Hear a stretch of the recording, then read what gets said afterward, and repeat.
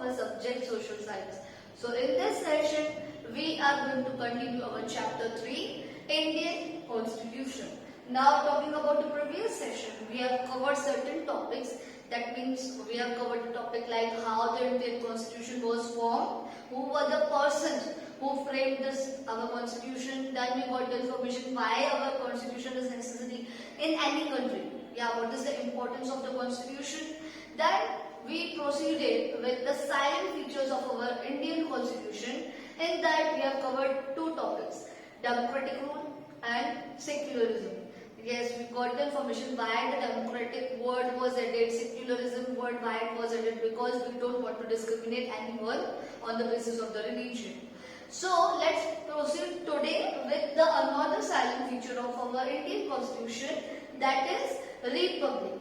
What do you mean by this? Whenever any government that obtains the power from people directly or indirectly, that actually the government is known as the republic form of republic government or democratic republic government also you can say. This means actually here in our country, we the people have the power to elect or select our representative. That will become our leader, that will become our person, responsible person who is going to take the decisions on behalf of all the community, all the society.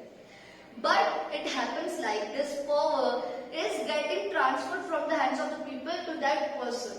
Yeah.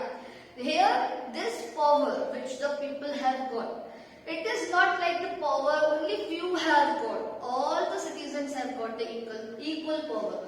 Powers are not limited in the hands of a few privileged people. Yeah, this power of participating in the election, voting and casting the vote in the election is not limited or is not given to the only few privileged people. It is given to all the citizens of the country, irrespective of their caste, their religion, their gender, their background. So power is given to everyone, and this is known as the republic form. Okay, republic, democratic republic form of government, where we are selecting our representative, and if that leader is not working, is not fulfilling the needs and the requirements of the people, then this power is coming again in the hands of the people, as people are supreme and they can, after 5 years, they cannot vote to that government, they can dismiss that government and form a new government on its place. So it is totally in the hands of the citizen. This is known as a republic, democratic republic form of government, or simply a republic. So coming to federal state. India is a federal state. India is known as a federal state. We here have a federal system of government. That means we here have more than one level of government. That is called actually division of power we have here. Yes, what does it mean? I will tell you. India actually is such a vast country. It is a very huge country. So to manage such a vast country is not an easy task. To manage the administration of so much populous country, इतना बड़ा country को manage करना, it is not a joke. So there should be a system which will help the government, to manage the things easily. That is why here in the Constitution we have divided the power of the state government, of the central government and the local government. Yes, that's why it is known as, here we have more than one level of government, here we have the central government. Now what do you mean by this thing? This means the power which is in the hands of the central government can make the laws keeping in mind the whole country. Whatever policies, whatever laws they are framing, it has to be followed by everyone. Okay. Another thing is state government. Here in the Constitution, some authority, some power is vested. It is given to the state government also. They are also allowed to frame some policies, to make some rules for the people of their state. But that is the limitation. What is the limitation? Actually that rules will be followed in that state boundary only. That is known as the state government. Then local government, it is the authorized organization which can make the rules and frame the laws according to their own own small area. And yeah, local government, they can manage the administration of their particular area. State government will manage the administration of their particular state. But central government is there to manage the whole country. So this is known as the more than one level of government. Here in India, we have the more than one level of government. Now, as these organizations, they have got the power in their hands. So there is a possibility that they will have conflicts in between them. Yeah, they will have conflicts. The state will interfere in the matters of central. Central government will interfere in the matters of state. Central government is authorized, obviously, but they will interfere and they will not like it. It will happen. Okay, conflicts, झगड़े होते रहते. So, to stop these conflicts, to eradicate, to remove all these confusion from their minds, there is a separate list which is made in the constitution. That is called union list, state list and concurrent list. Now local government is not that organization which creates a problem. So local government will come totally under the state government. Here the list which is made, it is made for the central and the state. Union list, it is also, it is also called national list, central list. This covers certain topics, certain areas on which only the central government is authorized to make rules or frame the policies. State list, it is having that topics on which they can make the rules, but yeah, limitation is that they have to make the rules for the people of their state. And concurrent list. Concurrent list is having some topics on which both the union and the state government jointly can take some decisions. They can frame some rules or policies which they want to or which they like to according to the situation or according to the requirements of the citizens. So this way the constitution has removed the confusion so that they can work independently in their own field. So this is known as the federal system of government or federal state. Now as a human body cannot work without the organs. Okay, for a body to function, the organs are very important. Same way our government is having certain organs, and to function the administration, to run the administration of any country, these organs are very important. First is the legislature, then the executive, then judiciary. The legislature is a group of people or an organization which are, responsible to make the laws, that laws which will benefit the people, which are made for the welfare of the people. Next organ of the government we have is the executive. What is the work of the executive? Whatever laws are framed by the legislature, executive is a group of people or an organization which are working for the implementation of these laws. How these laws should be implemented by the people, उस पे जो काम करता है, that is executive. So what is the work here? Implementation. And judiciary, the most important organ of the government, it is a group of people which are having the supreme power actually. Yes, judiciary works to give the justice to the people and to punish the persons who are not following the laws. So what is the work of judiciary? To provide justice and to punish the culprit who are not abiding by the laws, who are not following the laws provided by the legislature or executive जो उनसे करवा रहे हैं वो नहीं कर. So this is the organs of the government. This is actually the structure how the government is functioning. Here we have different government, right? The central and the state government. So in the central government we have the president as the head.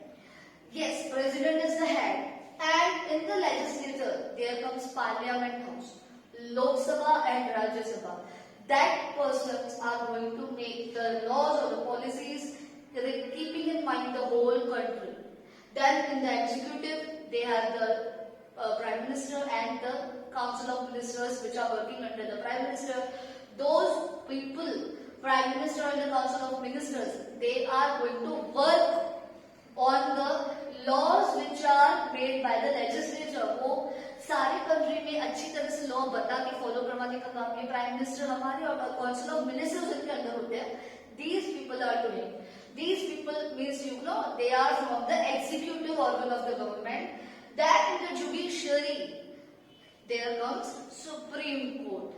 Yes, Supreme Court you can also say is their head, which is looking after every matter कि laws जो बने वो सही है और executive जो कर रहे हैं वो सही कर रहे हैं, execute सही करवा रहे हैं या नहीं. This was about central government. If I talk about state government now, there we have the governor as the head, and under the governor all three organs are there. In the legislature there we have the state legislative assembly, that means the Vidhan Sabha, Vidhan Parishad. Those are the persons who are authorized to frame laws.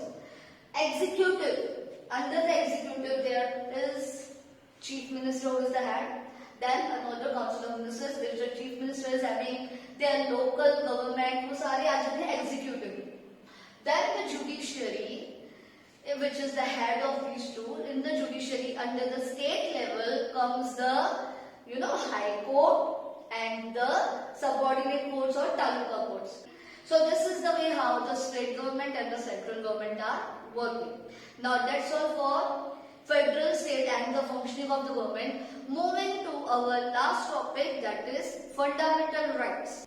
So our next topic is fundamental rights. What are the fundamental rights?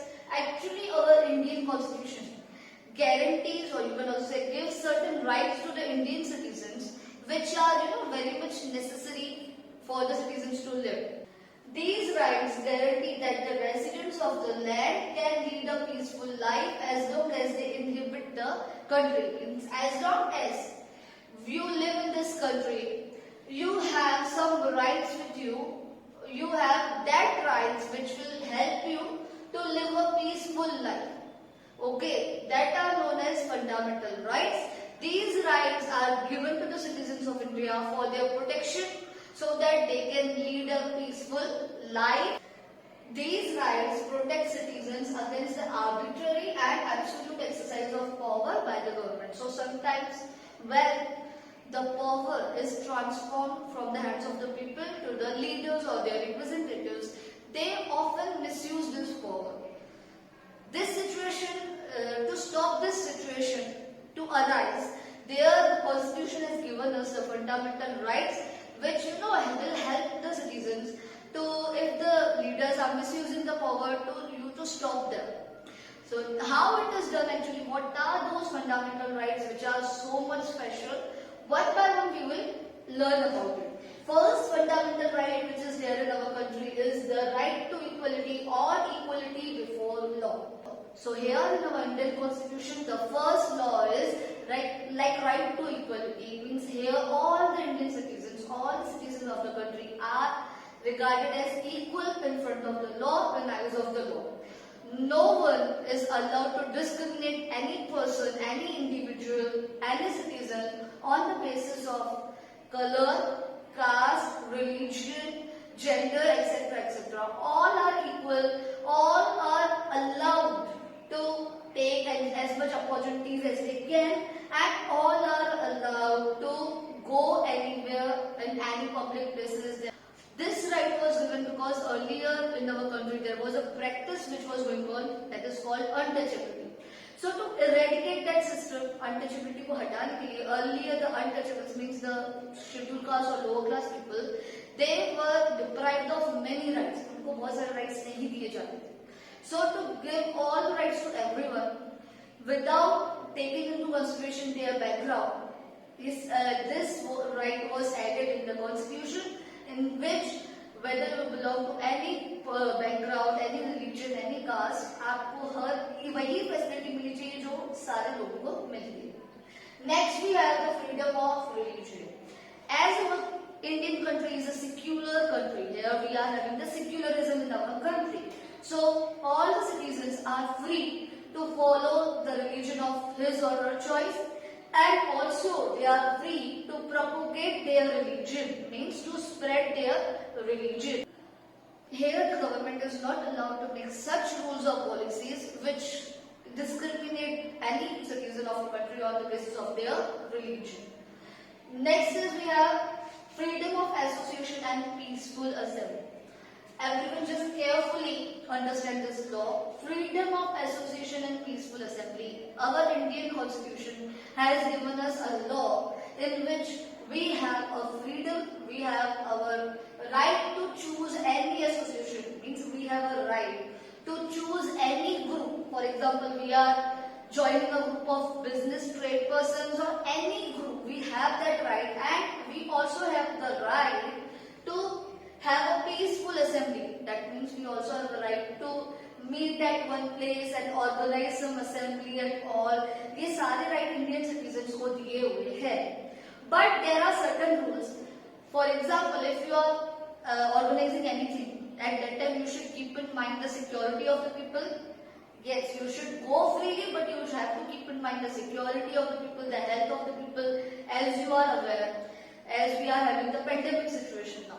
So that's why it is not allowed, to make a group of the people and or have some event organized. So that is because in that health of the people is taken into consideration. That's why we have some rights, but also we have some duties. So here we are allowed to form any group and to have an event, to have organize the assemblies, but that should be with the rules which are given by the government. Next we have the freedom of speech and expression. Very important right, because as we are having in our country, our India is a democratic country, so this right is given to us that we, the citizens of the country, can express ourselves, we can express our desires, our needs, our requirements in front of the people.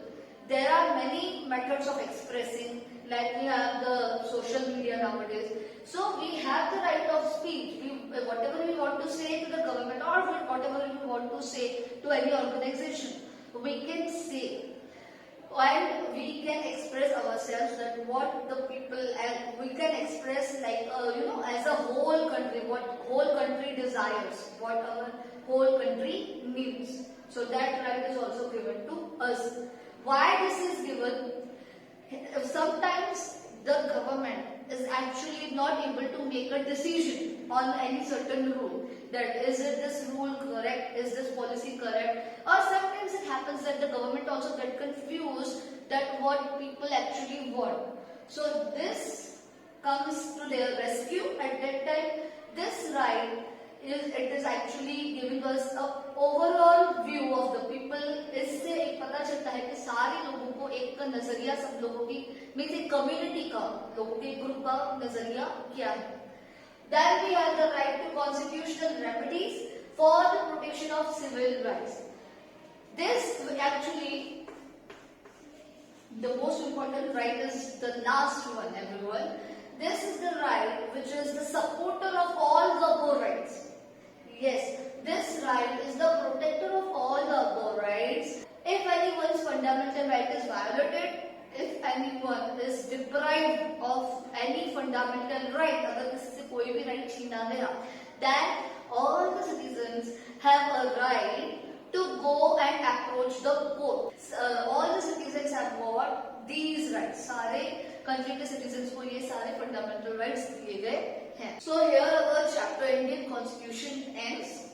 Once again, just a recap. What we have learned in this chapter, we have learned what is Constitution, why the Constitution is necessary, what is the importance of Constitution, formation of our Indian Constitution, silent features of our Indian Constitution, democratic rules, secularism, federalism, fundamental rights, etc., etc. Most of the topics we have covered here. In the next session, I will meet you with the new topic. Till then, keep learning. Thank you. Have a nice day.